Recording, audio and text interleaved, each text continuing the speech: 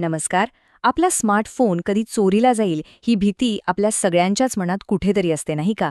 पण आता गुगलने काही अशी जबरदस्त अँटी थेफ्ट फीचर्स आणली आहेत जी ही भीती खूप कमी करू शकतात. चला तर आज आपण सविस्तरपणे पाहूया की ही फीचर्स नक्की आहेत तरी काय आणि ती काम कशी करतात. आणि हे अगदी खरं आहे. विचार करा, आपला फोन आता फक्त एक डिव्हाइस राहिला नाहीये. तो आपल्या डिजिटल आयुष्याचा सगळ्यात महत्त्वाचा भाग बनलाय. आपलं बँक खातं, आपले सगळे फोटोज, महत्त्वाचे डॉक्युमेंट्स, आपल्या आठवणी, सगळं काही तर त्यातच असतं. कल्पना करा, आपण कुठेतरी गर्दीत आहोत किंवा रस्त्यावरून चाललोय आणि अचानक कुणीतरी हातातून फोन हिसकावून पळून गेलं. ही कल्पनाच किती भीतीदायक आहे. कारण यात फक्त फोनचं नुकसान होत नाही, तर आपल्या संपूर्ण डिजिटल अस्तित्वालाच एक मोठा धोका निर्माण होतो. आता जे चोर असतात त्यांना बरोबर माहीत असतं काय करायचंय. फोन चोरल्यावर त्यांचं पहिलं काम असतं इंटरनेट बंद करणं. का? म्हणजे मग फोन ट्रॅकच करता येत नाही किंवा पटकन लॉकही करता येत नाही. आणि अनेकदा त्यांची ही युक्ती यशस्वी होते.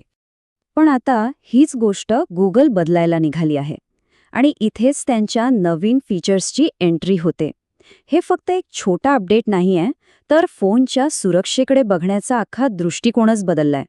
पाहूया हा बदल नेमका काय आहे. आत्तापर्यंत कसं व्हायचं? फोन चोरी झाला की आपण दुसऱ्या डिव्हाइसवरून त्याला ट्रॅक करायचा प्रयत्न करायचो. म्हणजे सगळी धावपळ चोरी झाल्यावर. पण आता तसं नाहीये. या नव्या टेक्नॉलॉजीमुळे फोन स्वतःच इतका हुशार झालाय की धोक्याची चाहूल लागताच तो स्वतःचा बचाव स्वतःच करतो. तो आता एक निष्क्रिय वस्तू नाही, तर एक सक्रिय रक्षक बनला आहे. चला तर मग संरक्षणाच्या या पहिल्या भिंतीवर नजर टाकूया, म्हणजे हे झटपट लॉकडाऊन फीचर्स. गुगलने अशी काही फीचर्स बनवली आहेत जी चोरी होताच त्याच क्षणी ॲक्टिव्हेट होतात.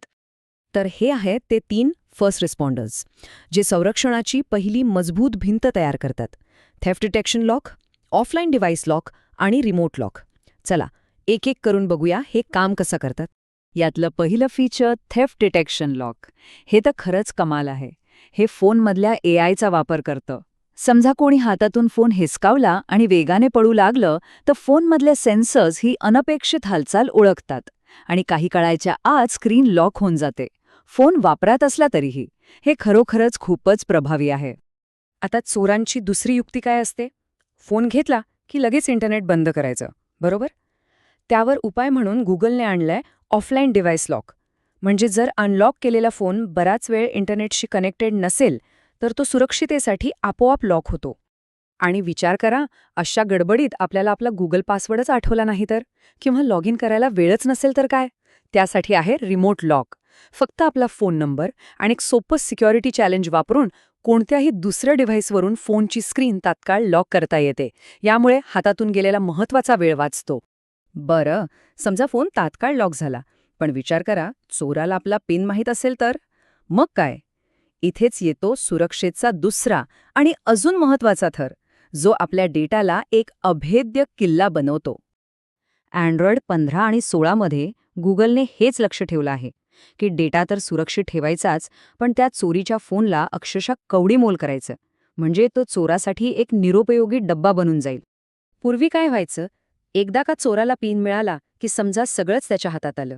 बँकिंग ॲप्स, पासवर्ड्स, सगळं काही. पण आता बघा, आयडेंटिटी चेकमुळे जरी त्याला पिन माहीत असला, तरी बँक ॲप उघडण्यासाठी किंवा महत्त्वाचे सेटिंग्ज बदलण्यासाठी फिंगरप्रिंटची किंवा चेहऱ्याची ओळख गरजेची आहे. म्हणजे पिन मिळूनही काहीच उपयोग नाही.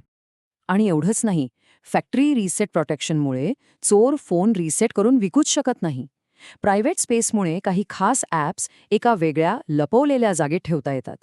आणि हो, जर कोणी सारखा चुकीचा पिन टाकत असेल, तर फोन जास्त वेळासाठी लॉक होऊन जातो. म्हणजे चोराला प्रयत्न करायला संधीच मिळत नाही. आता सगळ्यात महत्त्वाचा प्रश्न येतो, ही सगळी सुरक्षा ॲक्टिव्हेट कशी करायची? चला, तेही बघूया. ही प्रोसेस खूप सोपी आहे. फक्त फोनच्या सेटिंग्जमध्ये जायचंय. तिथे गुगल पर्यायामध्ये जाऊन थेफ्ट प्रोटेक्शन निवडा आणि बास, तिथे तुम्हाला हे सगळे लॉक चालू बंद करण्याचे पर्याय मिळतील. तिथेच आयडेंटिटी चेक आणि ट्रस्टेड प्लेसेस सारख्या गोष्टी सेट करता येतात. अगदी सोपं आहे. पण थांबा, ह्या सगळ्याचा एक खूप मोठा परिणाम आहे. हे फक्त आपल्या एका फोनपुरतं मर्यादित नाहीये. ह्यामागे एक मोठी कल्पना आहे जी समजून घेणं महत्त्वाचं आहे. आपणच विचार करूया. जर चोराला फोन चोरून काहीच फायदा होणार नसेल, म्हणजे त्याला ना डेटा वापरता येणार ना तो फोन कोणाला विकता येणार, मग तो फोन चोरण्याची जोखीम का घेईल? साहजिकच यामुळे मुळात चोरी करण्यामागची प्रेरणाच नाहीशी होते. आणि मग त्या फोनची किंमत काय उरते? शून्य. ह्या सगळ्या सुरक्षा उपायांमुळे एका चोरी झालेल्या लॉक झालेल्या अँड्रॉइड फोनची किंमत चोरासाठी अक्षरशः शून्य होऊन जाते. चोरी करण्यामागचा हेतूच नष्ट होतो. तर गुगलचं हे नवं सुरक्षा कवच आपल्या फोनला एका अभेद्य किल्ल्यासारखं बनवण्याचा प्रयत्न करते. पण शेवटी प्रश्न हाच आहे, आपला फोन, जी आपली डिजिटल तिजोरी आहे, ती खऱ्या अर्थाने सुरक्षित आहे का? यावर विचार करणं आणि त्यासाठी आवश्यक पावलं उचलणं हे आपल्याच हातात आहे.